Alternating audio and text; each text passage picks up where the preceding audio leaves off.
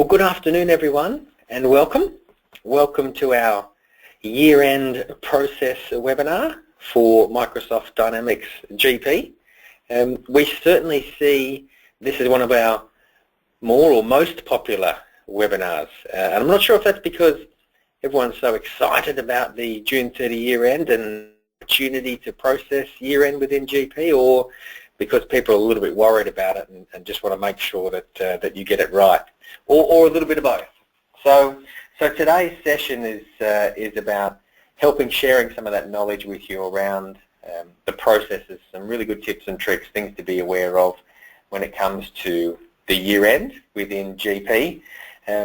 But as always, we realise that this is something that you hopefully only need to run once a year, and that being the case, while this session today will help share some knowledge with you around the year-end within GP, if you do want to get some help from us from a consulting perspective, we are certainly still here to help and happy to work with you through that year-end process. So you're not alone, you don't have to do it yourself.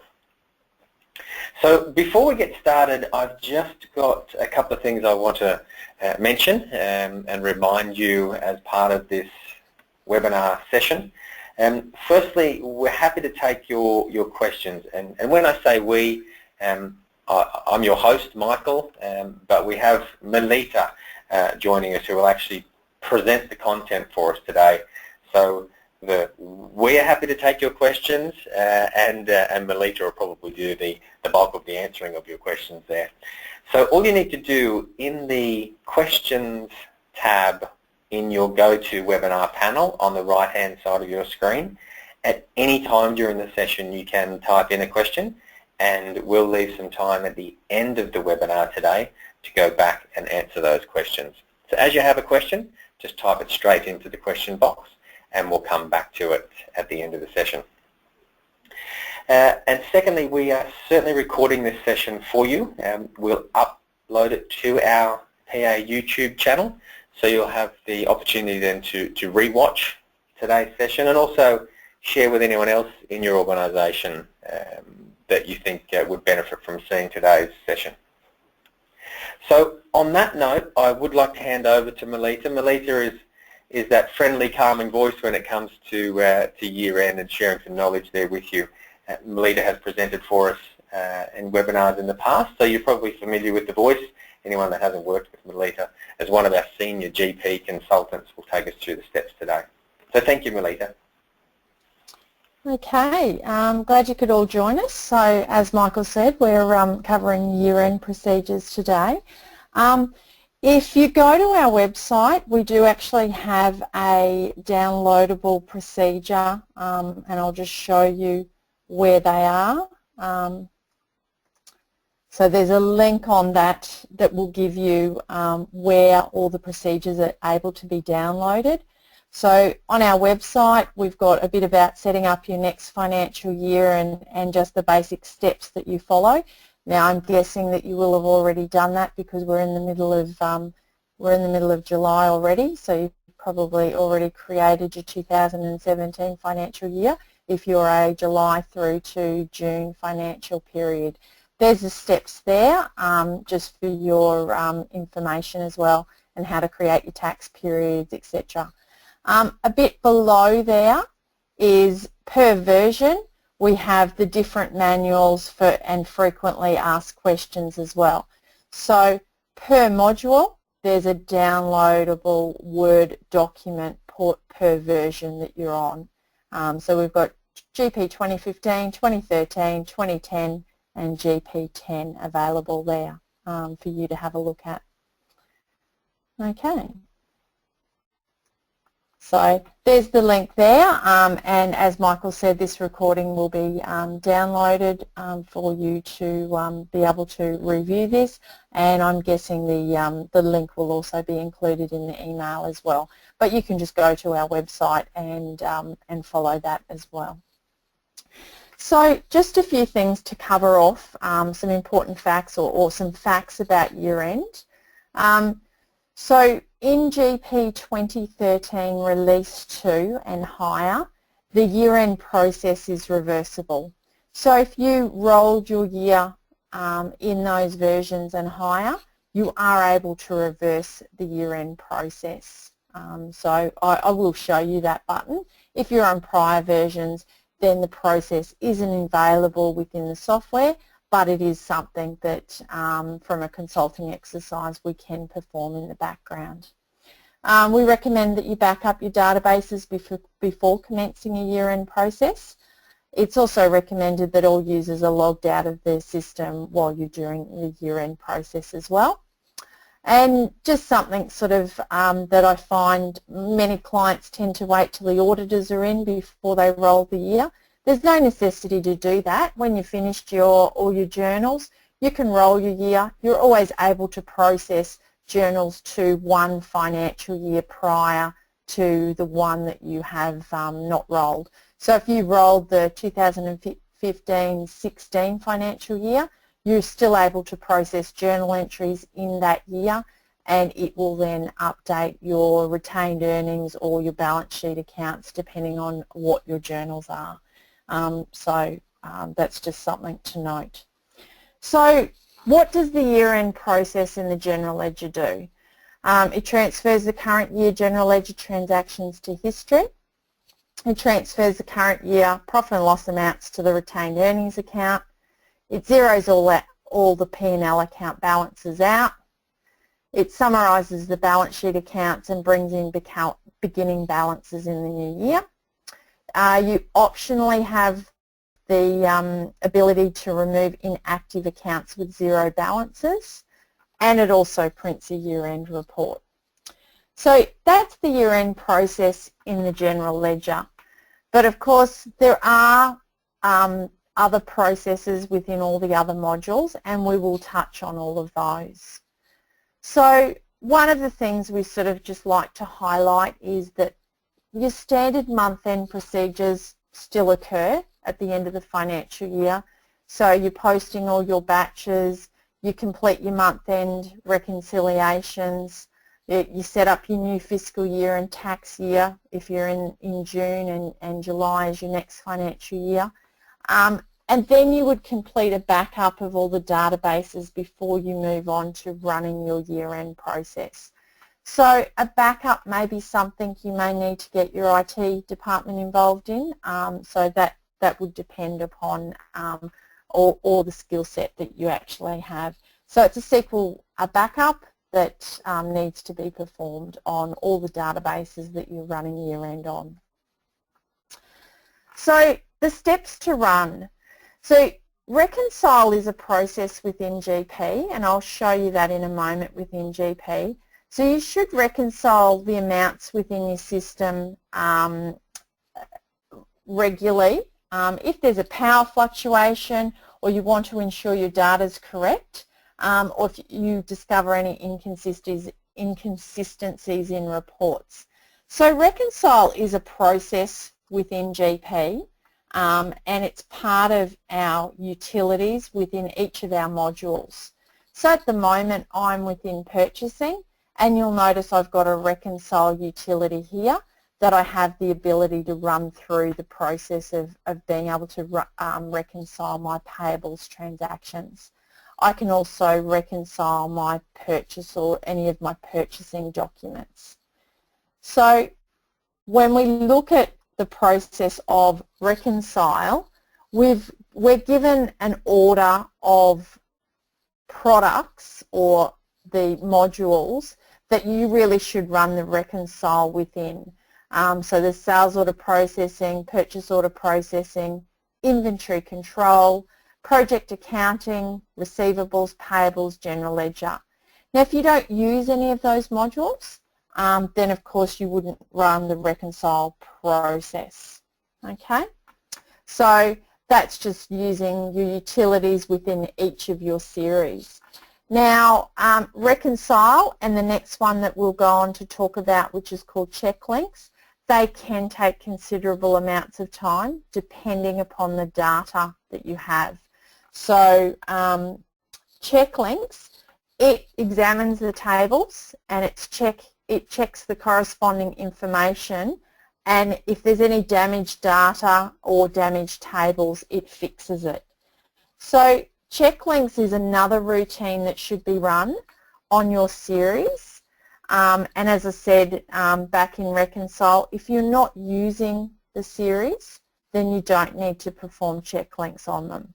Now, with regards to check links, an example, we have some clients that have considerable amounts of data, and check links could take in excess of a day to run. So if you're unfamiliar with running some of these processes, it may be an idea what some organisations do. They run check links, they do a backup, they run check links over the weekend, and then they come back in on, say, the Monday morning and check it. Or if they've got remote access, they may check it over the weekend to check to see that that's still running correctly. So when you run check links, it will produce reports if there's any errors that you're able to print out and have a look to see if there's any problems with the data. So you may have in the past run check links apart from year-end, but it is recommended that you do run check links as part of the year-end process. So it's just going through Microsoft Dynamics GP, maintenance, check links, and you select the series. So I'll show you where that is. So check links, and then you've got all the different series underneath here. So you're able to insert the relevant areas or all.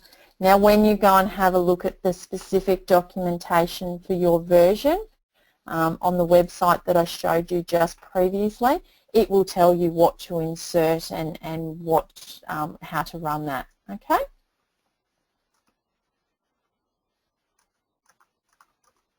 Sorry.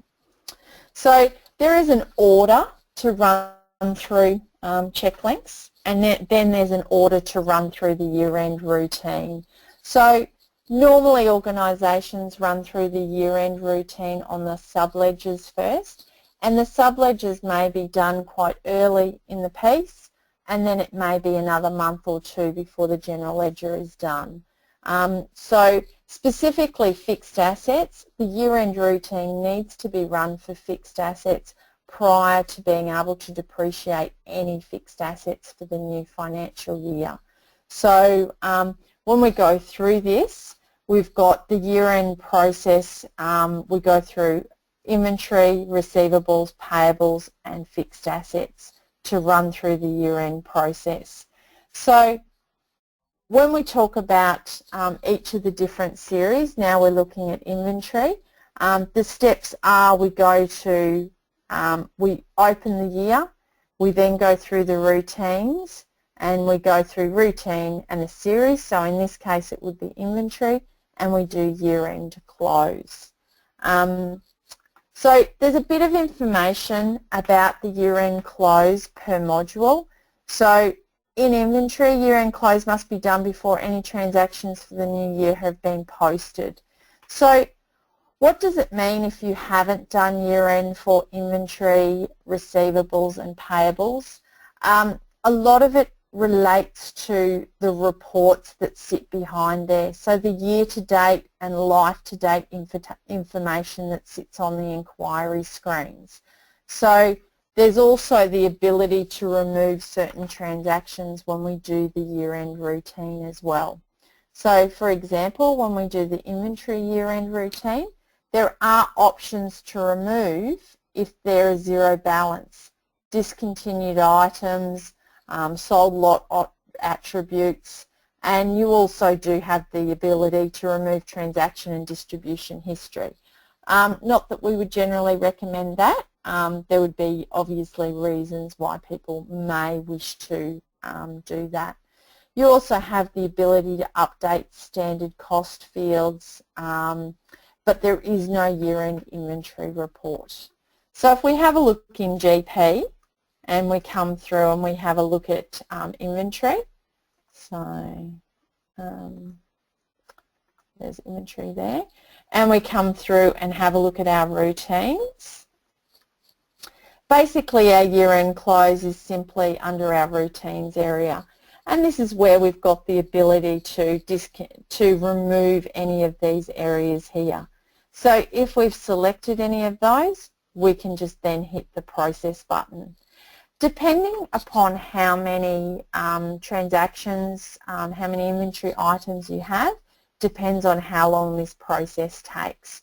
So some processes can take literally 30 seconds, some can take 5 minutes, and then some organisations, could take, in excess of half an hour. So I guess the key thing is sometimes you have to have a bit of patience too. I've seen some people click the button numerous times and then get themselves into a bit of trouble. So yeah, just have a bit of patience, I guess, is my recommendation. Sometimes I don't always have the patience, but you learn from past mistakes. So moving on, we've got receivables and running the year-end routine for receivables. So some of them are fairly standard statements. So post all your sales and receivables transactions for the year. Make a pre-year end closing backup. So most people do inventory, receivables, payables and fixed assets pretty much close together, and as I said before, and you'd probably do the general ledger a bit later, but then again some people just do them all together, so it's entirely up to you. So we've got close the year, close the fiscal periods, close the tax year, and make a post-year end backup. So what receivables year-end does, it updates some of your summary reports and dates and inquiry windows for year-end, for year-to-date, life-to-date figures. So if you're not using some of those windows, and some organisations don't necessarily report out of those areas, they get reports out of other mechanisms, so they might use date-driven, they might have ClickSense, or they might have Board or some of the other BI tools as well that may produce that result for them. So when you start looking at some of the inquiry screens, you've got that's all that's doing when you start looking at an example. You've got a yearly summary, you've got your year-to-date, last year, and life-to-date. So that's what those figures, that's what the year-end rollover does in receivables. You should always do it each year, but if you don't do it at the end of, as soon as you've finished processing your transactions at the end of June, if you're not relying on those figures, then that's okay. So to do the year-end process in receivables is simply under your sales routines, and you've got year-end close. So you can see, and then basically you process that. So each of the routines is quite simple, and this is just telling us what those routines actually do. So payables is exactly the same as receivables.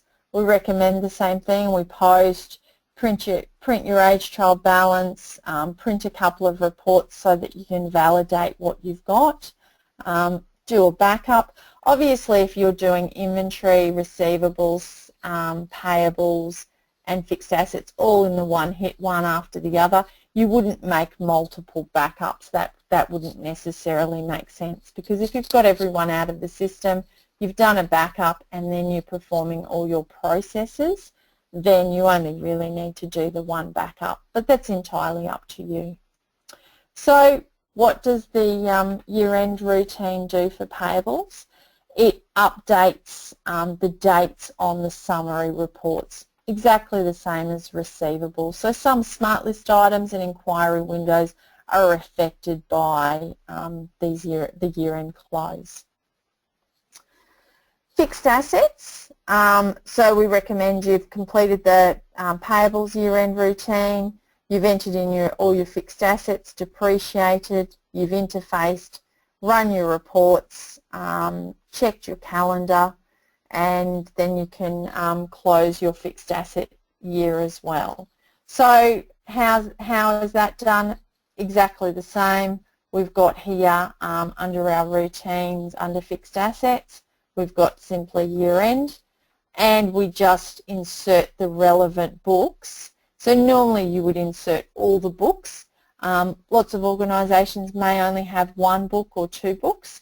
This is a test database, so I've got 3 books. So you might insert all your books and then you just run the routine. So what that does is it updates your, it zeroes out your year-to-date depreciation and rolls your fixed assets for the new fiscal year.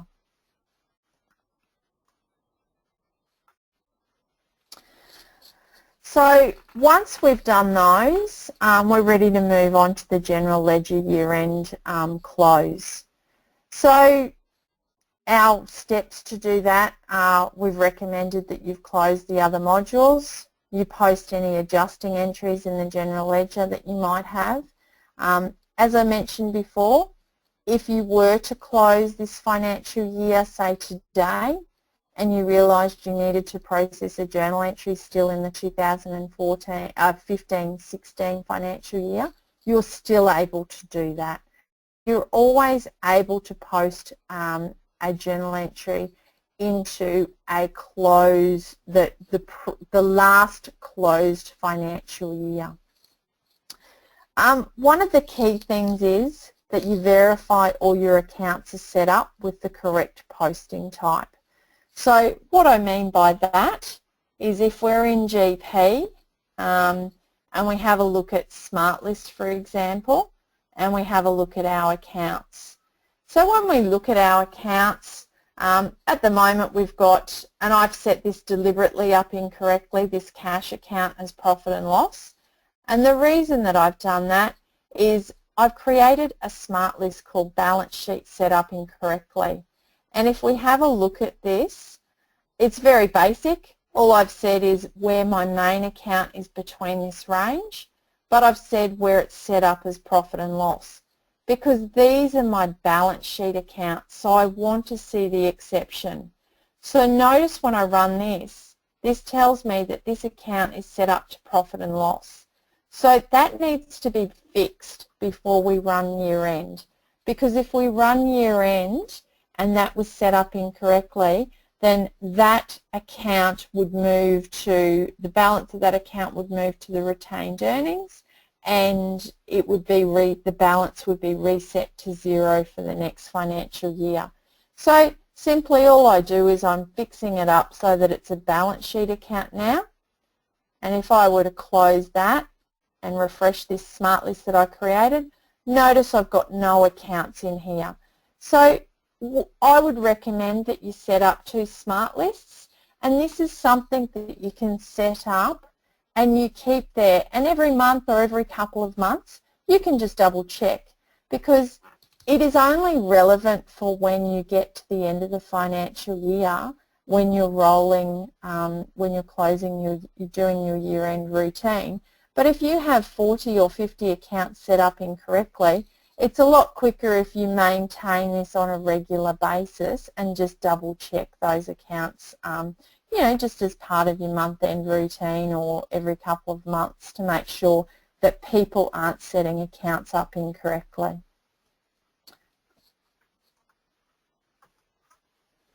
Okay. Oops, don't know what happened there. One of the other things, so we close the last period in the fiscal year, so that's where you may close your June financial year in your periods, so that people aren't able to post. So we'll just come back to there, and what I mean by that is opening and closing your relevant financial periods, because if you leave the year open that you want to close, people are still able to post in them. So you possibly would like to close those. A couple of other things that should be checked. So you should check in your setup. So in your financial setup, there's a couple of things in here. So this indicates that this is going to be the retained earnings account that will be updated. If this was ticked, it means that depending upon what segment, multiple values will go to multiple retained earnings. So I guess it's a bit like a multiple company situation. If you've got multiple companies within the one database, it will then process and treat a particular segment as a separate company. And what that means is that if you've got that, you must have all those retained earnings created for those individual segments. So for example, in this account here, if I chose to close to retain a different segment, I might pick department, and my department I think is my first segment. I would need to make sure that for every department I have created, I have a retained earnings created for that department. Okay, so generally this is already set up correctly. If you've been running GP for a number of years, this would already be set up, but it is something worth checking. Things like this maintain history, if this accounts and transaction is not ticked, then when you do the year-end roll, you lose that history. So that's just one of those things that we recommend. It doesn't hurt to quickly check that that's set up correctly.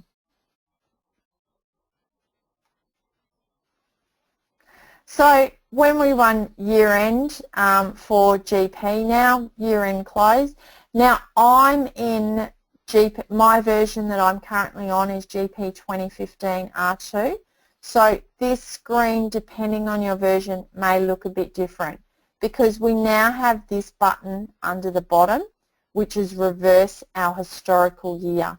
So that gives us the ability, if I were to tick this, this would reverse my 2014 year-end roll and bring it back to 2013. But if I click this button, it will then roll it into the new financial year. So if you're on GP 2013 and below, you will not have this. If you're on GP 2013 R2 and above, you will have this additional button. So this is probably used in rare circumstances. So this is the button that you're looking at, the close year. You've also got the ability to tick these buttons here. So you're able to remove unused segment numbers, and you're also able to delete all inactive accounts, maintaining the active accounts, all inactive accounts, or only the one with budget amounts. So you don't necessarily need to tick either if you don't wish anything to happen to your inactive accounts or any of your unused segment numbers. That's fine. You're not compelled to make a selection there. So we always recommend that when you run the year-end process, you also then print your detailed trial balances, ensure that your financial result is what you expected. If it's not what you expected, it could be because one of your accounts was not set up correctly. Therefore, what you expected to go into retained earnings may be different, just simply because you'd selected one of your accounts was set up as a balance sheet when in reality it should have been a profit and loss account. So this was just one of the tips just with regards to using SmartList, and as I said before, I would recommend that you set that up now, you have that, and you periodically check it. So that's one way just to keep on top of your accounts. So these are some of the things we just talked about maintaining the history, and then how you actually go in and run the year-end process by clicking year-end close. So it's quite a simple process. If you are running to divisional accounts, just a point to note, I have seen it take multiple hours for some organisations. So as I said, be a bit patient. All users out of the system. You've done a backup if something inadvertently occurs or something goes wrong, so that you've got a backup to reference to, and then we can go back to that backup or assist you in that regard. When the year-end closing is complete, there's a report that is printed and it lists all the transactions that rolled into retained earnings, etc. And as I said before, we do recommend that you reprint the profit and loss and balance sheet reports to ensure that you get the expected result. Yet again, you're still entitled to post transactions to one prior historical year, so just reiterating that, because some organisations wait till the auditors have been, and there's no real necessity for that because you can always post audit adjustments after the auditors have been. If you hold your period open, I've seen some organisations hold them open for a number of months. It means that when you're generating your reports, you have to do multiple calculations to bring in your opening balance sheet balances, or people do additions by looking at one report and add on to another. So there's no real necessity for that if you roll your financial year. There is a separate routine for analytical accounting that you are able to run separately, but it's automatically performed as part of the general year-end close. But if you wish to run it before the year-end close, you're able to. And GP10 Service Pack 2 and above, you can also consolidate AA dimension data. So there's a bit of information in the handouts for that as well. Okay, so there's just a screenshot of analytical accounting moving the data to history, and then also what options you've got here. So you can transfer transaction detail to history, consolidate, print, transfer, report only. So if any of you are using analytical accounting, though, this process actually occurs as part of the year-end general ledger process. We just make mention that you can do it manually if you like prior to running the GL. So that pretty much sums up year-end process. I guess the key thing is if you're doing it yourself, which is quite easy to do, download from the website all the relevant manuals per module that you're using, and follow those. So I'll hand it back to Michael for questions, and I think I'm answering, but Michael will direct any questions. Yes, thank you, Melita. Look, thanks for taking us through that. There was some great content in there in terms of things to be aware of, not just tips and tricks, but genuine advice there from some many year-end process experience, I would suggest. So thank you, Melita. So just a reminder, on the right-hand side there, if you go to webinar panel, please type in any questions that you do have. I can see we have a question that's already come through. So Melita, just a question with regard to the budget transaction history. So do we need to tick the budget transaction history in the general ledger setup window? Okay, so I'll go to that, and that was, so I think you're referring to budget amounts. Is that what they were referring to? Yeah, the reference is budget transaction history in the GL setup window. Okay.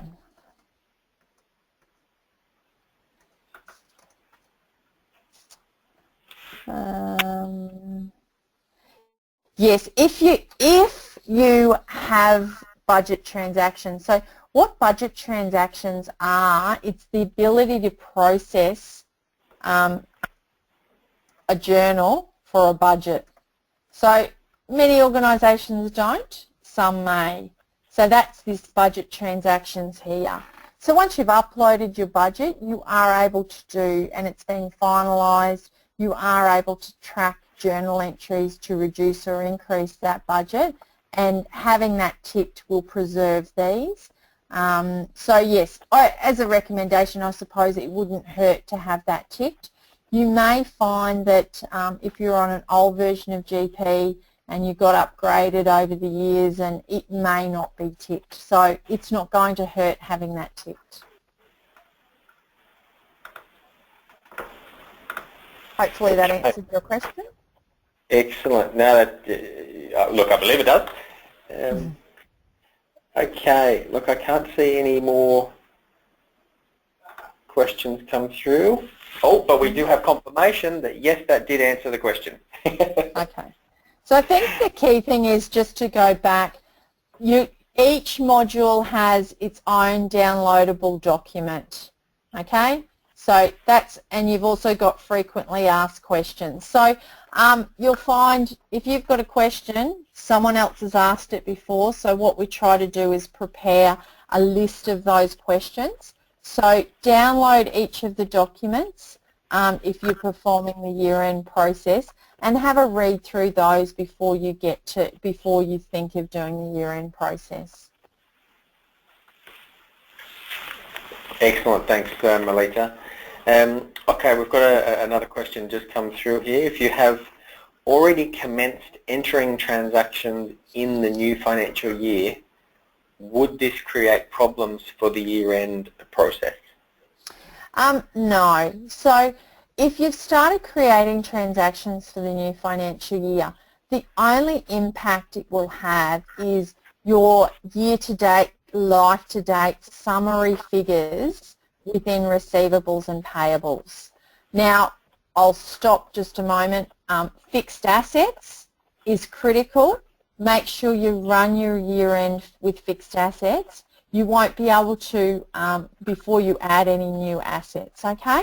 So that should be fairly simple to do shortly, because most people, if they've closed their fixed assets off, they can run that before you get to the end of the new month.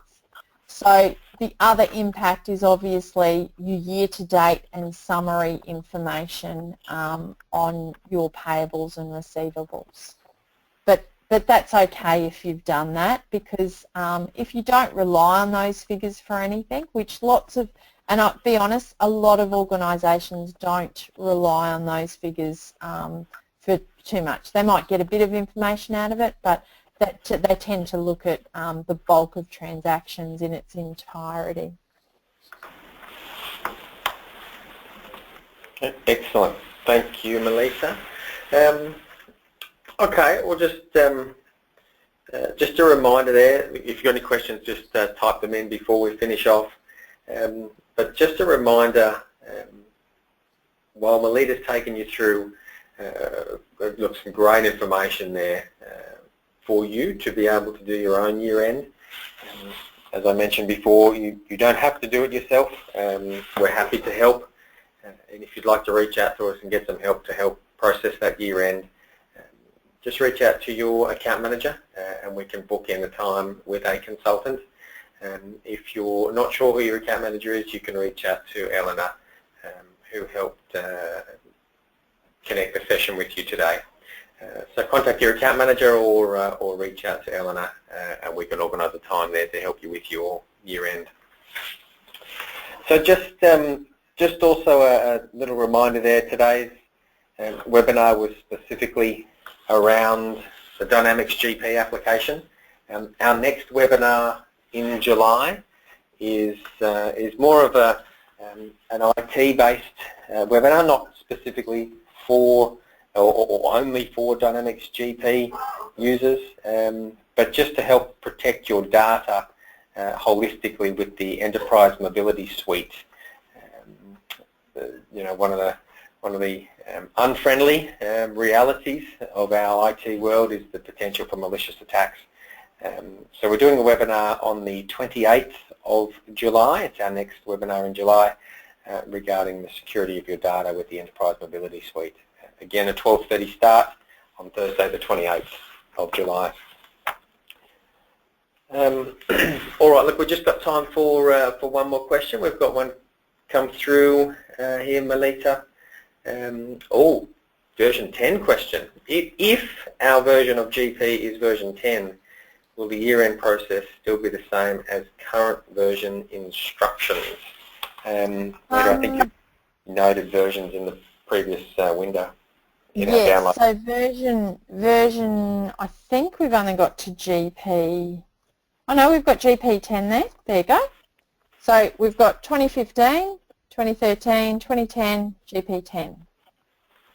So you just follow the instructions that are in each of the different. Now I'll just download one for you so you can have a look at while we're on the line still. It's just a PDF that talks about the checklist, what happens, what you need to do, and the process that you follow. So it's quite detailed per module. So gives you a bit of information there. Excellent. So we do have the version-specific instructions there per module. So just be careful to pick the right version there for you, so there's no confusion when you're trying to match your view of GP with the documentation. And for that particular question, look, we probably have to have a chat to you about upgrading as well. Just a reminder there that version 10 is not in mainstream support anymore, hasn't been for a while with Microsoft. So happy to have a chat to you about upgrading as well. All right, look, that's it for the questions. Melita, look, really appreciate taking us through the session today and sharing that knowledge with our audience. As I mentioned, we have recorded the session, so you will be able to review the session today. We'll send that out in the follow-up communication from the session today, and we'll send through a copy of the slides as well. So thank you everyone for attending. Have a great rest of your day, and we hope to see you again in our upcoming webinars. Bye everyone.